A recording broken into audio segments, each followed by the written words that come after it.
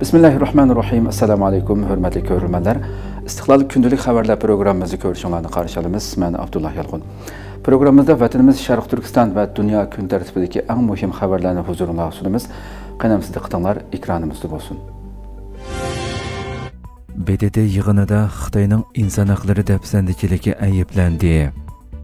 Amerika boshchiligidagi 15 davlat BDT yig'inida o'rtaq bayonot e'lon qilib, Xitoy hali ham davomlashtirayotgan ig'ir inson haqlari dafsandichiligidan chunqur andisha qilayotganligini bildirdi.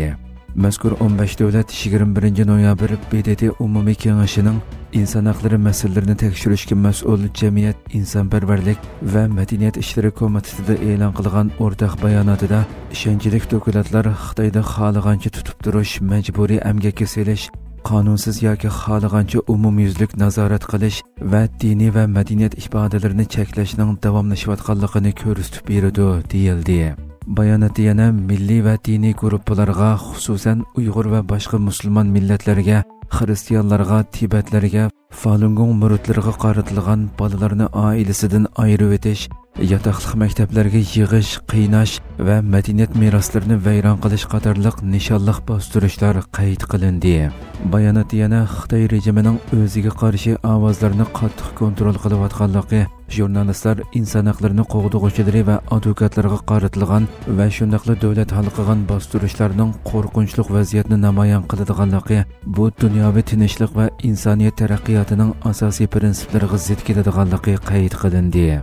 15 davlat Xitoyni faqat insoniy huquqlari va tub erkinlikni talab qilganligi sababli nahaq tutqun qilinganlarning hammasini qo'yib berishga va xalqaro qonunlardagi majburiyatini to'liq ado qilishga chaqirdi. Bu o'rtaq bayonot yana Amerikaning Xitoyda turishliq bosh elchixonasining organ turbatidami tafsiliy e'lon qilindi. 15 davlatning Xitoyning inson haqlari vaziyatiga munosabatli bayonotidan keyin Xitoy rejimi Rossiya, Shimoliy Koreya, Iran, Belorussiya qatorliq 80 dan ortiq davlatni kuch kiritib, shu kuni birlashma bayonot e'lon qilib, inson haqlari masalalarining siyosiylashishiga qarshi turadiganligi haqida jar soldi va Sharq Turkiston, Hong Kong va Tibet masalasining Xitoyning ichki ishi ekanligini aytib bildirdi. Xi Jinpingning Trumpga o'zligidan telefon qilishi diqqat qo'zg'adi.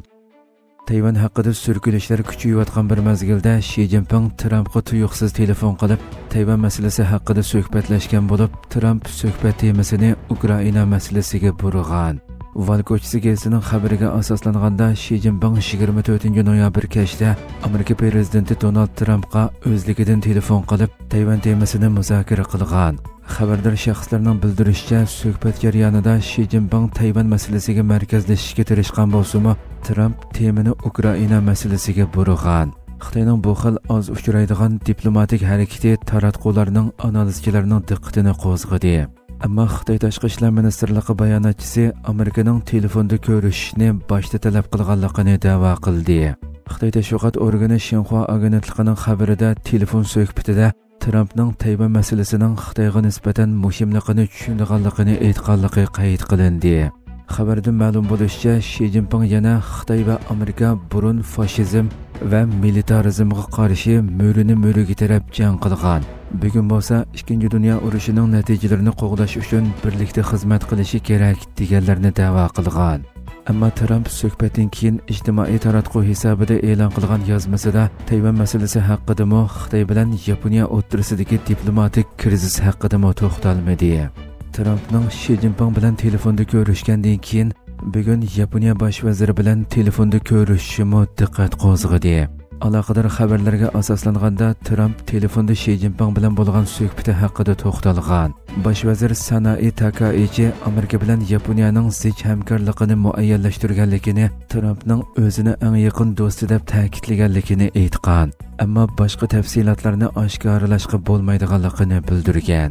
Navbatda Yaponiya Xitoy munosabati Tayvan masalasini ko'radigan asosda jiddiy holatda turmoqda.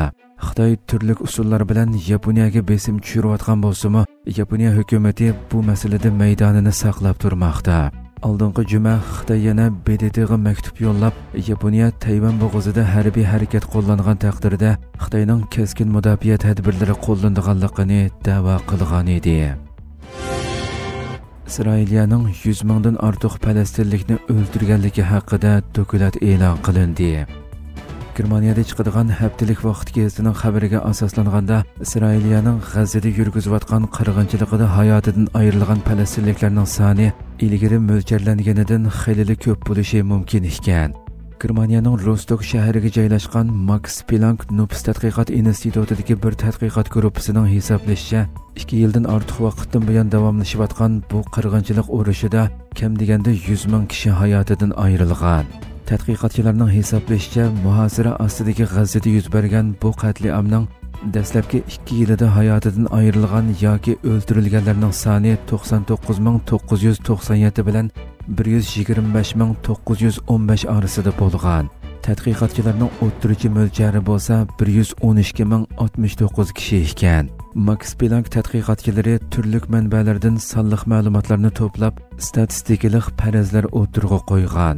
Tadqiqotda G'azza Sahiyya Ministerligining sonliq ma'lumotlaridan boshqa mustaqil oila tekshirishlari va ijtimoiy taratqulardagi o'lim xabarlari ham kirgizilgan.